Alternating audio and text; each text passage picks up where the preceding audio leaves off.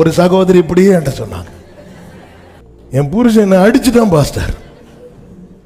அப்படிலாம் பேசாதீங்கம்மா. எப்படி பேசாதீங்க, என்ன அடிச்சுட்டா. சரி இப்போ என்ன ஜோம் பண்ணுங்க. சரி நான் ஜோம் பண்ணிட்டேன், ஆண்டவர் சீக்கிரம் சால்வ் பண்ண. அதுக்கு இல்லை, அப்புறம் அவருக்கு நிறைய கொலஸ்ட்ரால் இருக்கு, சீக்கிரம் எடுத்துக்க, ஜோம் பண்ணுங்க.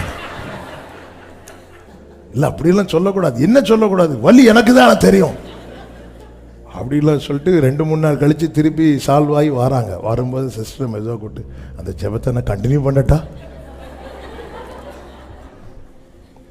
நம்ம எல்லாம் ஆளை தூக்குறதுக்கு ஜெபம் பண்றோம். ஆமென்.